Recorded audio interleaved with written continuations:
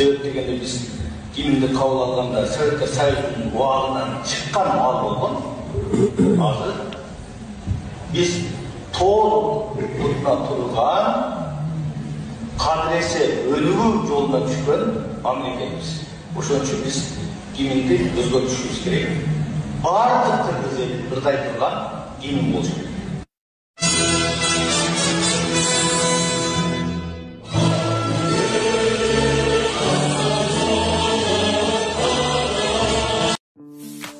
Урматтуу Маскал шаарындагы мекендештер, эгерде документ боюнча көйгөйлөрүңүз болсо, бизге кайрылыңыз. Документ боюнча кызматтарыбыз: ИНН, СНИЛС, регистрация, трудовой договор, медкнижка, медкарта, перевод паспорт, перевод күбөлүк, перевод права, натуральный через нотариус. Биз өз ишибизди таза жана жоопкерчилик менен аткарабыз. Эч ойлонбой кайрыла бериңиздер. Биздин байланыш номерлер +7926 717 03 31. Акыркы сааттагы кабарларды өз убагында билгиңиз келеби? Анда видеого бир дана лайк басып, подписаться деген кнопканы баскандан соң жанындагы коңгурочону сөзсүз түрдө баса кетиңиз.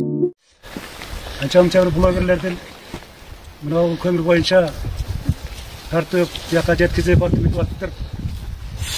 Ошон үчүн чогулдук мына жердеки иштегенин эли.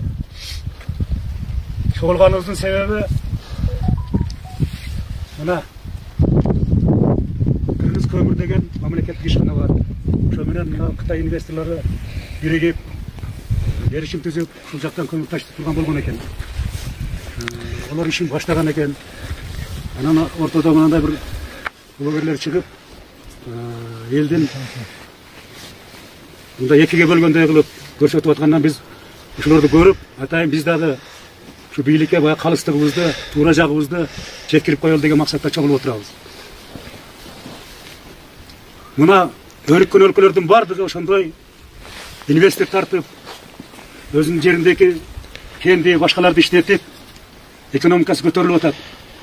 Кудайдын кулагы сүйүнсө, мына акыркы 3-4 жылда келген жаңы бийлик аябай жакшы иш кылып, ошого инвесторлорду тартып, экономикабызды көтөрүп, чоң иштер болуп атат. Ошонун катарында биздин дагы ушул элибизде мына башында кем бар экен. Шуну иштетүүгө мындай иш башталып атса, ортодо жанагыдай бир анча-мынча топ чыгып алып, ар түрдүү элди ойго калтырып атат. Биздин айтарыбыз мына ушул Акбосого, Кызыл Алай, Үчтөбөлдүн эл азыр Алайдын эли да анча-мынчасы десе керек. Давай ушул баштаган ишти токтотпой баштагыла. Мына өкмөт сени чакырганыбызда ошого чакырдык. Биздин үнүбүздү ошо бийликке жеткирген. Дагы бир эле бул эмес, башка инвесторлорду тарткылагын. Дагы ошол жерде мына Караколдун башында бир көмүр кен деп уктук эле. Ошолорго чакырып, мына бизге эң биринчи пайдабыз кен ачылып калса, ушул элибизге арзан көмүр менен камсыз болот. Бир 17-18 мектеп бар, детсадтар бар, социалдык мекемелер. Ошолор камсыз болот. Элибиз арзан көмүр менен. Урматтуу кыргыз элим, азыркы учурда сиздердин жардамыңыздарга муктаж болуп турган кезибиз. Кызым Альбик Аккоз оорусу менен ооруп, биздин операциябыз төлкө пересадка менен болгону жатат. Кызыма мен өзүм донор болгону жатамын. Ушу кыздын туруп кетишине Аллахтын ыраазычылыгы үчүн жардамыңыздарды, ихсаныңыздарды аябаңыздар. Ушул Эмбанк мен кызымдын атында Махаббат П деп чыгат. Сбербанк мен өзүмдүн атымда Замира Ч деп чыгат. Коркпой кызымдын атына өч алсаңыздар, мен өзүм көтөрөмүн. Индия мамлекетине барып операция кылып пересадка жасатып келишибизге $40,000 керек болуп жатат. Кызын басып туруп кетишине жардам бериңиздер. Урматтуу элим, кыргыз калкы, апам мага донор болгону жатат. Сиздерден жардам сураймын. Индия мамлекетине барганы жатам. Чоң суммадагы акча керек болуп атат, каражат $40,000. Ушундай сүйүктүктөр чыгып, аябай кыйналдым. Мен дагы төшөктө жатып кыйналып кеттим. Сиздерден жардамыңызга муктажмын. Жардам берип коюңуздарды өтүнөм. Жашым 22-де. Камсыз болот. Жаштарыбыз иш менен камсыз болуп калат. Мына 50-60 бала машина айдап ушул жерде көмүргө иштешет. айыл өкмөткө, бюджетке каражат түшөт. Ушунун баардыгы биздин пайдабызбы? Ошону мына азыр анча-мынча элде өзүнүн оюн айтар. Мындан нары ынтымакта туугандар, мындай бөлүнбөй, жарылбай. Ошол мамлекеттик органдар бар, экологияны сактай турган, жаратылышты сактай турган, ошолорго көзөмөл кыла турган органдар бар мамлекеттик. Ошолор контроль кылсын, ар бир блогер чыгып мынтиш керек, антиш керек бардыгын акыл айтат. Ошол окшогонду ортого салып туугандар. Мындай инвесторлорго пут тоспой турган кылып, мындан кийинки ишибизди жүргүзөлүк туугандар. Өкмөт дагы ушуларды колго алып, сен дагы инвестор изде, мына чакан кестерди курсак болот. Мына Кызыл Айдын башында суу турат, маданиятта турат, иштебеде турат. Мына асфальт чатындагы не себептен иштебей атат, ошол бир топтун каршылыгына иштебей атат. Мына теректе алтын кен ачылат деп аттылар, бул турат. Ошол биздин территориядагы кендердин ачылышына инвестор тап кыламыз, биз колдойбуз ошолорду. Мына мамлекеттин жүргүзүп аткан саясатын, азыркы бийликтин баардыгыбыз колдойбуз, туугандар. Ушунун несебинен пенсиябыз көбөйүп атат, айлыктар көбөйүп атат, жашообуз күндө оңолуп атат. Ошо көмүрдүн зыянын десе, мына саркмол менен талсун эле алгыча бир беле болот. Канча 20-30 жылдан бери иштеп жакшы иштеп атышат. Ошол элдин бүт турмушу оңолду азыр. Ар биринин үйүндө паровой, ар биринин үйүндө ысык суу, муздак суу, ар биринин үйүндө машина отур. Мына ошол көмүрдүн эсебинен байып атат.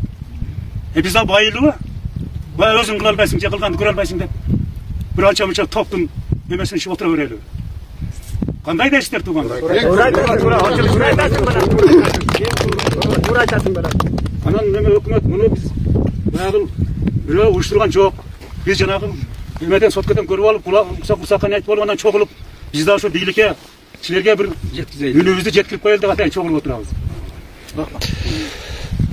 Мен de tasarlarda.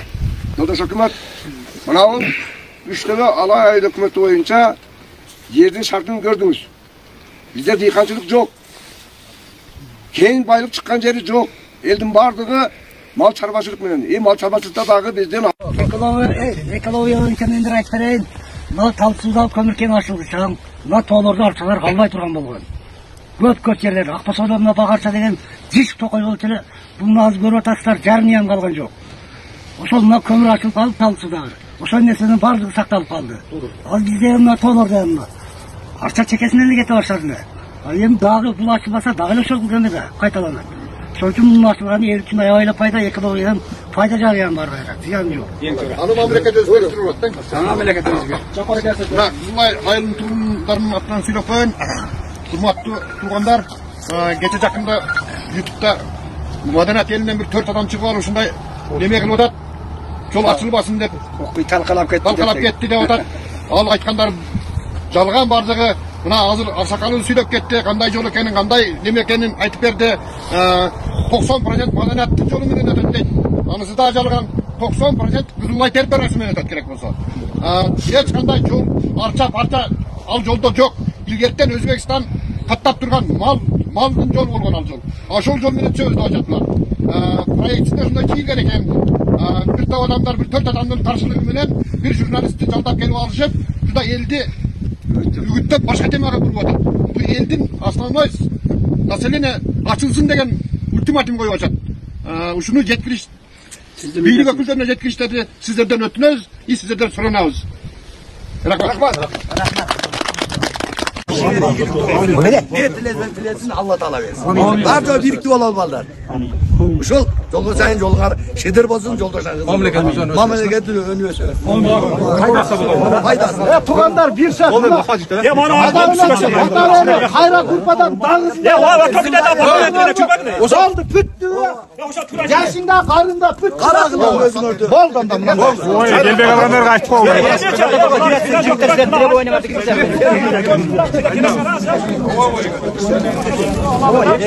Kim bana onu bayağı kalar. Kim bana dediler?